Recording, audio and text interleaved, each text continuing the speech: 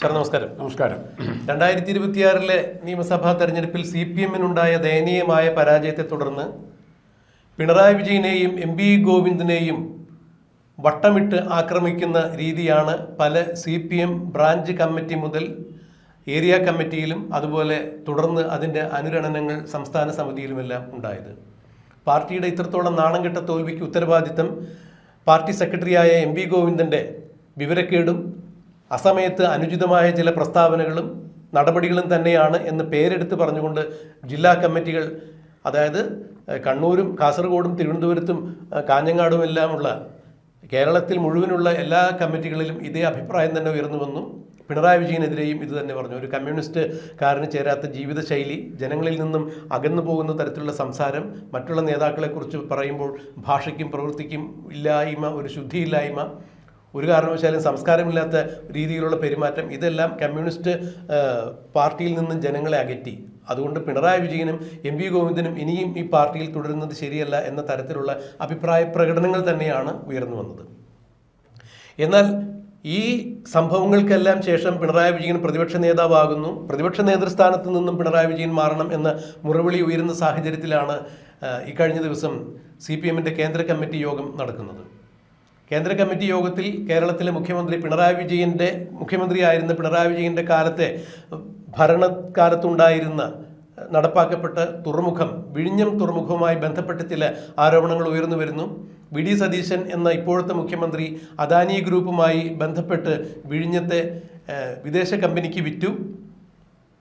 വിഴിഞ്ഞത്തെ 49% അദാനിയുടെ ഓഹരികൾ സർക്കാരിൻ്റെ അനുമതിയോ സമ്മതമോ കൂടാതെ വൈദേശിക കമ്പനിക്ക് വിറ്റു എന്നൊക്കെയുള്ള ആരോപണങ്ങൾ ഉയർന്നു വരുന്നു. ഇതൊരു കാരണവശാൽ അംഗീകരിക്കത്തക്കതല്ല എന്നൊക്കെയുള്ള അഭിപ്രായ പ്രകടനങ്ങൾ ഉയരുമ്പോൾ CPM-ൻ്റെ കേന്ദ്ര കമ്മിറ്റി അംഗം കൂടിയായ EP ജയരാജൻ അതിനെതിരെ ശക്തമായി തന്നെ പ്രതികരിച്ചുകൊണ്ട് മാധ്യമങ്ങൾക്ക് മുന്നിൽ വന്നിരിക്കുന്നു. കേന്ദ്ര കമ്മിറ്റി കഴിഞ്ഞതിന് ശേഷമാണ് അദ്ദേഹം ഇത്തരം കാര്യങ്ങൾ തുറന്നടിച്ചത്.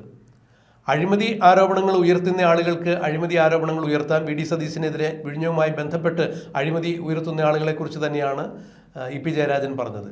ശക്തമായ അഴിമതി ആരോപണങ്ങൾ ഉയർത്തുമ്പോൾ അതിന് കൃത്യമായ തെളിവുകൾ വേണം. അഴിമതി ആരോപണങ്ങൾ ഉയർത്തുന്നവരുടെ കയ്യിൽ തെളിവുണ്ടോ?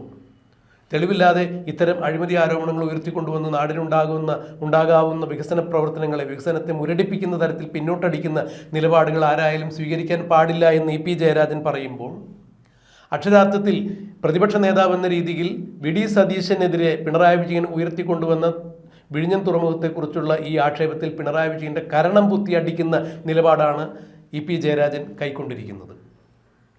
ഫലത്തിൽ ഇത് തന്നെയാണ് KK ശൈലജയും ശ്രീമതി ടീച്ചറുമെല്ലാം എടുത്തു പറഞ്ഞിരിക്കുന്നത്. കൃത്യമായ അഭിപ്രായം ആർക്കും പറയാം, പക്ഷേ ആരോപണങ്ങൾ ഉണ്ടെങ്കിൽ അതിൽ കൃത്യമായ തെളിവുകൾ ഉണ്ടായിരിക്കണം. വികസനത്തെ മുരടിപ്പിക്കുന്ന തരത്തിലുള്ള അഭിപ്രായ പ്രകടനങ്ങൾ ഉണ്ടാകാൻ പാടില്ല. പിണറായി വിജയൻ സർക്കാരിൻ്റെ കാലത്ത് രൂപം കൊണ്ടതാണ് വിഴിഞ്ഞം. എന്നാൽ അന്ന് സർക്കാർ ഇത് വിദേശ കമ്പനികൾക്ക് കൊടുക്കുന്ന തരത്തിലുള്ള നിലപാടുകൾ എടുത്തിട്ടുണ്ടായിരുന്നില്ല എന്നാണ് ശ്രീമതി ടീച്ചർ പറഞ്ഞത്. ഇത്തരുണത്തിൽ EP ജയരാജൻ്റെ ഈ നിലപാടുകളെ എങ്ങനെയാണ് രാജ്മോഹൻ സാർ നോക്കിക്കാണുന്നത്? EP ജയരാജൻ എല്ലാ കാലത്തും CPM-ലൊരു പ്രായോഗികവാദിയായിരുന്നു. പ്രത്യേകിച്ചും ധനസമാഹരണത്തിനും പൈസ പിരിക്കുന്നതിനും മറ്റു കാര്യങ്ങളിലൊക്കെ മറ്റ് രാഷ്ട്രീയ കക്ഷികളുടെ നേതാക്കന്മാരുടെ അകലം പാലിക്കാതെ ഇടപെട്ടിരുന്ന ഒരു നേതാവായിരുന്നു EP ജയരാജൻ. അപ്പോൾ ഇവിടെ ഒരു രസകരമായ കാര്യം, അത് നമുക്ക് കൗതുകം തോന്നിക്കുന്ന ഒരു കാര്യം, എന്തുകൊണ്ട് ശൈലജ ടീച്ചർ ഈ നിലപാടെടുത്തു? നമ്മൾ എത്ര ശാസ്ത്രീയത പറഞ്ഞാലും, എത്ര പ്രത്യയശാസ്ത്ര പ്രതിബദ്ധത പറഞ്ഞാലും, വ്യക്തിപരമായ നമ്മുടെ വിലയിരുത്തലുകളും നൊമ്പരങ്ങളും എല്ലാം നമ്മുടെ വ്യാഖ്യാനങ്ങളിലും നമ്മുടെ പ്രവർത്തനങ്ങളിലും നമ്മുടെ എഴുത്തുകളിലും എല്ലാം ഉണ്ടാകും. ഇവിടെ കഴിഞ്ഞ തെരഞ്ഞെടുപ്പിൽ ഒരുപക്ഷെ ഏറ്റവും കൂടുതൽ പീഡിപ്പിക്കപ്പെട്ട ആൾ ആരാണെന്ന് ചോദിച്ചു കഴിഞ്ഞാൽ ഒറ്റ ഉത്തരവേ ഉള്ളൂ. അവഹേളിക്കപ്പെട്ട ആളാരാണെന്ന് ചോദിച്ചാൽ ഒറ്റ ഉത്തരവേ ഉള്ളൂ, അത് ശൈലജ ടീച്ചറാണ്. ഭാഗ്യവശാലോ ദൗർഭാഗ്യവശാലോ അതിനു മുമ്പുള്ള തെരഞ്ഞെടുപ്പിൽ, അസംബ്ലി തെരഞ്ഞെടുപ്പിൽ കേരളത്തിൽ ഏറ്റവും കൂടുതൽ ഭൂരിപക്ഷത്തിനോട് 60,000-ലധികം വോട്ടിൻ്റെ ഭൂരിപക്ഷത്തിനോട് കൂടി ജയിക്കുകയും പിണറായി വിജയൻ നേടിയ ഭൂരിപക്ഷത്തെ പിന്തള്ളിയാണ് ശൈലജ ടീച്ചർ ജയിച്ചത്. അന്ന് തീർന്നു അവരുടെ CPM-വുമായി ബന്ധപ്പെട്ട രാഷ്ട്രീയ ഭാവി എന്ന് വിശ്വസിക്കാനാണ് എനിക്ക് താല്പര്യം. പിന്നെ അവരെക്കൊണ്ടുള്ള പരീക്ഷണങ്ങളായിരുന്നു. മുരളീധരനെതിരായിട്ട് വടകര വിടുന്നു, അവിടെ ഷാഫി പറമ്പിൽ വരുന്നു, അവർക്ക് വേണ്ടി അവരെ ഇലക്ഷനിൽ സഹായിക്കാനായിട്ട് കാഫിർ സ്ക്രീൻഷോട്ട് വരുന്നു. ഏതെല്ലാം തരത്തിൽ ആ സ്ത്രീയെ അപമാനിക്കാമോ, അവരപമാനിക്കപ്പെടേണ്ടതാണോ ഇല്ലെന്നുള്ള രണ്ടാമത്തെ കാര്യം, അപമാനിക്കാമോ ആ രീതിയിലെല്ലാം അപമാനിച്ച് പാർട്ടിയിൽ നിന്നും പുറത്താക്കാനാണ് നോക്കിയത്. അവസാനം പോലും മട്ടന്നൂർ സീറ്റ് അവരിൽ നിന്നും പിടിച്ചു മേടിക്കുകയാണ്. താരതമ്യേന പ്രധാനപ്പെട്ട ഒരാൾക്ക് ഇപ്പോൾ എം എ ബേബിക്ക് മത്സരിക്കാനാണ് മട്ടന്നൂർ സീറ്റ് കൊടുക്കുന്നെങ്കിൽ, അല്ലെങ്കിൽ എം ഇ ഗോവിന്ദന് മത്സരിക്കാനാണ് മട്ടന്നൂർ സീറ്റ് കൊടുക്കുന്നത്, നമുക്ക് മനസ്സിലാക്കാൻ പറ്റും. ഇത് താരതമ്യേന അപ്രധാനപ്പെട്ട ഒരു നേതാവിന് വേണ്ടിയിട്ടാണ് ആരെ പിടിച്ചു മാറ്റുന്നത്, ശൈലജ ടീച്ചർ. അപ്പോൾ ഒരു കാര്യം കൂടെ പറയുന്നുണ്ട്, ശൈലജ ടീച്ചറെ പിടിച്ചു മാറ്റുമ്പോൾ അങ്ങനെയാണ് ഉറപ്പായിട്ട് അവർ എങ്ങോട്ടാണ് മാറ്റുന്നത്, പേരാവൂരിൽ സണ്ണി ജോസഫിൻ്റെ സീറ്റിൽ കോൺഗ്രസ് പ്രസിഡന്റിനെ തോൽപ്പിക്കാനുള്ള മഹത്തായ ദൗത്യം CPM-ൻ്റെ ഉണ്ണിയാർച്ചയായി കണ്ടെത്തിയ ആരെ ഏൽപ്പിക്കുന്നു, ശൈലജ ടീച്ചറെ ഏൽപ്പിക്കുന്നു. അപ്പോൾ സഖാക്കളെ ഒരു ചോദ്യമില്ലേ, ആ ഗോവിന്ദൻ്റെ ഭാര്യ ശ്യാമള എവിടെയെങ്കിലും മത്സരിച്ചാൽ ശ്യാമള എന്തി അങ്ങോട്ട് വിടാതെ? സണ്ണി ജോസഫിനെ തോൽപ്പിക്കുന്നതായിരുന്നെങ്കിൽ ഗോവിന്ദൻ്റെ ഭാര്യയായാലും പോരെ, പാർട്ടി സെക്രട്ടറിയുടെ ഭാര്യ തന്നെ പാർട്ടി പ്രസിഡന്റിൻ്റെ ഭാര്യയ്ക്കെതിരായിട്ട് മത്സരിക്കട്ടെ. കൗതുകകരമായ ഒരു അനാലോഗി ഉണ്ടായിരുന്നു അവിടെ. അതല്ല, അപ്പോൾ കെ ശൈലജ എന്ന് പറയുന്നത് CPM-ൻ്റെ തലമുതിർന്ന നേതാവാണ്. മാത്രമല്ല എവിടെ നിന്നാലും വോട്ടുകൾ സാംശീകരിക്കാൻ കഴിവുള്ള വിപ്ലവ ജ്വാലയാണ്. അതുകൊണ്ട് 2 തവണ അവിടെ നിന്നും പേരാവൂരിൽ നിന്ന് ജയിച്ച് സണ്ണി ജോസഫിൻ്റെ ആ സീറ്റ് പിടിച്ചെടുക്കുന്നെങ്കിൽ ശൈലജ ടീച്ചറെ പോലുള്ള കരുത്തുറ്റ CPM-ൻ്റെ സാരഥി ആയിരിക്കണം എന്നൊരു നറേഷൻ ഉണ്ടാക്കിക്കൊണ്ട് തന്നെയാണ് അവരെ കൊടുങ്ങല്ലൂർ കുഴിയെന്ന് കോഴിയെന്നൊക്കെ പറഞ്ഞ് നമ്മൾ നേരത്തെ കേട്ടിട്ടുണ്ട്. അതായത് ഗുരുതി കൊടുക്കുന്നതിന് വേണ്ടി തന്നെയാണ് രാഷ്ട്രീയമായി അവരെ പേരാവൂരിൽ ഗുരുതി കൊടുക്കുക തന്നെയായിരുന്നു പിണറായി വിജയൻ. അത് ശൈലജ ടീച്ചർക്ക് മനസ്സിലായിട്ടുണ്ട്.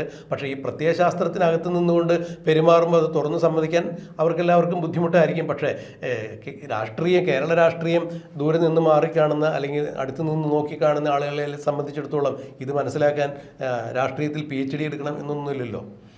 ഇനി മട്ടന്നൂർ തന്നെ എടുക്കാം. മട്ടന്നൂർ ശൈലജ ടീച്ചർ TK ഗോവിന്ദൻ തളിപ്പറമ്പിൽ ശ്യാമളയെ തോൽപ്പിച്ചതുപോലെയോ കുഞ്ഞുകൃഷ്ണൻ പയ്യന്നൂർ മധുസൂദനെ തോൽപ്പിച്ച പോലെ സ്വതന്ത്രയായി മത്സരിക്കാൻ തയ്യാറായ ശൈലജ ടീച്ചർ മട്ടന്നൂർ മത്സരിച്ചിരുന്ന എന്ത് സംഭവിക്കുമായിരുന്നു? ഒരു സീറ്റും കൂടെ CPM-ന് പോകുമായിരുന്നു. അതിൻ്റെ ഉത്തരവാദിത്വം കൂടെ പിണറായി വിജയൻ്റെ പിണറായിക്ക് വന്നേനെ. എന്തുകൊണ്ടോ ഭയപ്പെട്ടിട്ടാണോ പേടിച്ചിട്ടാണോ അല്ല കാരാരായം തുടങ്ങിയവരായിട്ടുള്ള മറ്റ് ബന്ധങ്ങൾ കൊണ്ടാണോ ശൈലജ ടീച്ചർ ആ സാഹസത്തിന് മുതിർന്നില്ല. അവർ കാണിച്ച ഏറ്റവും വലിയ മണ്ടത്തരം അവിടെയാണ്. അല്ല, ഇവിടെ മറ്റൊരു ലക്ഷ്യം കൂടി ഉണ്ടായിരുന്നേ. കാരണം ഈ 3.0 ആവർത്തിക്കുക എന്നുള്ള ഒരു ലക്ഷ്യം ഉപജാപക സംഘം അങ്ങനെ തന്നെയാണ് പറഞ്ഞ് പഠിപ്പിച്ചിരുന്നത്. യാതൊരു തരത്തിലുള്ള ഭരണവിരുദ്ധ വികാരമില്ല. വികസനങ്ങളുടെ കുതിപ്പിൽ ഉച്ചസ്ഥായിയിൽ നിൽക്കുന്ന പിണറായി വിജയൻ, രണ്ടാം പിണറായി വിജയൻ സർക്കാർ വീണ്ടും 2026 നിയമസഭാ തെരഞ്ഞെടുപ്പിനെ നേരിടുന്ന സാഹചര്യത്തിൽ ഏതാണ്ട് 3/2 ഭൂരിപക്ഷത്തോടു കൂടി അധികാരത്തിലേക്ക് വരാൻ പോകുന്നു. 3.0 മൂന്നാം വട്ടം ഭരണം ഉറപ്പ്. കേന്ദ്രത്തിൽ നരേന്ദ്രമോദി 3-ാം വട്ടം ഉറപ്പിച്ചതുപോലെ പിണറായി വിജയൻ്റെ 3.0 ആവർത്തിക്കും ഉറപ്പ് എന്ന് സത്യപ്രതിജ്ഞയ്ക്ക് 12 വരെ കരാർ കൊടുത്തിരുന്നു എന്നാണ് അറിയപ്പെടുന്നത്. അങ്ങനെ വരുമ്പോൾ ഈ 3-ാം പിണറായി വിജയൻ സർക്കാരിൽ ആരൊക്കെ വേണം എന്നുള്ള തീരുമാനത്തിൻ്റെ അടിസ്ഥാനത്തിൽ തന്നെയാണ് സ്ഥാനാർത്ഥികളെ നിർണ്ണയിക്കപ്പെട്ടിരുന്നത്. പിണറായി വിജയൻ്റെ അധികാര പരിധിയിൽ യാതൊരു തരത്തിലും തലവേദന ഉണ്ടാക്കുന്ന ആളുകൾ തിരഞ്ഞെടുക്കപ്പെടാൻ പാടില്ല, ആരും നിയമസഭയിൽ എത്താൻ പാടില്ല എന്ന് കൃത്യമായ വിലയിരുത്തലോട് കൂടി തന്നെയാണ് സ്ഥാനാർത്ഥികളെ നിർണ്ണയിച്ചതും. ആ സ്ഥാനാർത്ഥികളെല്ലാം കേരളം കണ്ട UDF തരംഗത്തിൽ 8 നിലയിൽ പൊട്ടി വീഴുന്നത് നാം കണ്ടത്.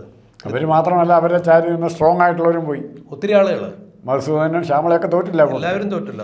അല്ല, മധുസൂദനും ശ്യാമളയൊക്കെ തോറ്റതിന് അവിടെ തളിപ്പറമ്പിലും പയ്യന്നൂരിലും ഒക്കെ ഉണ്ടായ പ്രത്യേക രാഷ്ട്രീയ കാലാവസ്ഥ കാരണമായി എന്ന് വിചാരിക്കാം. പക്ഷേ ഈ പിണറായി വിജയൻ എങ്ങനെയാണ് 50,000 വോട്ടിൽ നിന്ന് ഭൂരിപക്ഷത്തിന് അതിന് നേർപകുതിയായി പുറകോട്ട് പോയത്? 6 റൗണ്ട് വോട്ടെണ്ണുന്നത് വരെ പിണറായി വിജയൻ പുറകിൽ തന്നെയായിരുന്നു.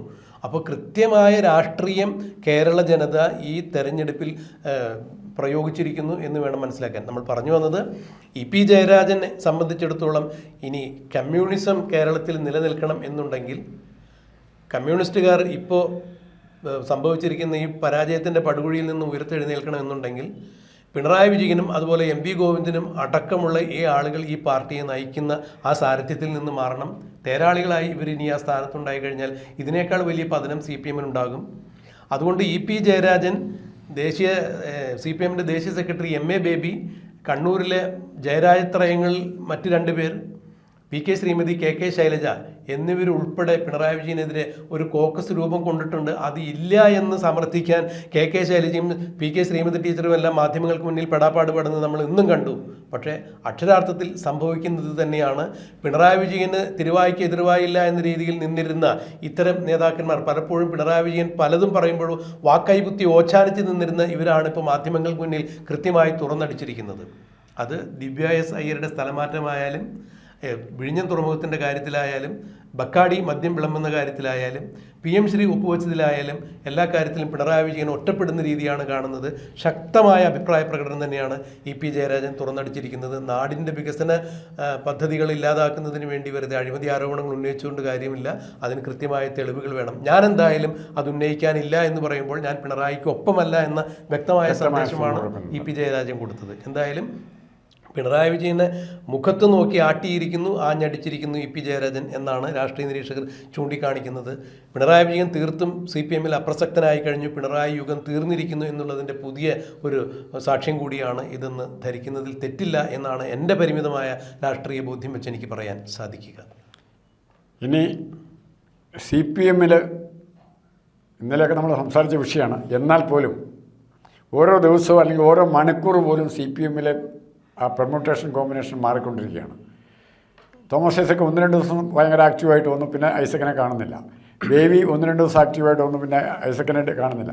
ആകെ ഇപ്പോൾ പാർട്ടിയുടെ ഔദ്യോഗിക വക്താക്കളായിട്ട് രംഗത്ത് വന്നിരിക്കുന്നത് പ്രധാനപ്പെട്ട ആളൊന്ന് നമ്മുടെ റിയാസ് കുറച്ച് വരും, പിന്നെ റഹീം അങ്ങനെയുള്ള ആൾക്കാരായി പാർട്ടിയെപ്പറ്റി പറയാനോ പാർട്ടിയെപ്പറ്റി അറിയാവുന്നവരോ ആയിട്ട് ഇന്ന് ദൗർഭാഗ്യവശാൽ CPM എന്നുള്ള ലേബലിൽ അറിയപ്പെടുന്ന ആർക്കും തന്നെ പറ്റുമെന്ന് തോന്നുന്നില്ല. അല്ല, ഈ വയനാട് ദുരന്തത്തോടു കൂടി ഈ ദുരന്തപാതയായി മാറിയതോടുകൂടി അതും CPM-ൻ്റെ പ്രതിരോധങ്ങളെ ഇല്ലാതെ അപകടത്തിലാക്കി. ഇനിയും CPM-ന് പിടിച്ചു നിൽക്കാൻ പറ്റാത്ത അവസ്ഥയിലേക്ക് കാര്യങ്ങൾ മാറുന്നു. പിണറായി വിജയൻ്റെ പ്രതിപക്ഷ നേതൃസ്ഥാനത്തിന് വരെ വലിയ തലവേദനയും വെല്ലുവിളിയും ഉണ്ടാകും. അവിടെ ഇപ്പോൾ പിണറായി വിജയൻ ഒറ്റ ദുഃഖമേ ഉള്ളൂ, തങ്ങളുടെ ഇരുന്നപ്പോൾ ഈ മലയൊന്ന് ഇടിഞ്ഞു വീഴുന്നെങ്കിൽ കുറേ കാശൂടെ പിരിക്കാമായിരുന്നല്ലോ എന്നുള്ള ഒറ്റ ദുഃഖം മാത്രമേ കാണുള്ളൂ. അതെന്ത് തന്നെയായാലും പിണറായി വിജയൻ പ്രതിപക്ഷ നിരയിൽ പ്രതിപക്ഷ നേതാവെന്ന രീതിയിൽ എത്ര നാൾ ആ കസേരയിൽ ഉണ്ടാകും എന്നുള്ളതാണ് ഇപ്പോൾ ഉറ്റുനോക്കിക്കൊണ്ടിരിക്കുന്നത് കേരളം. നമുക്ക് നോക്കാം.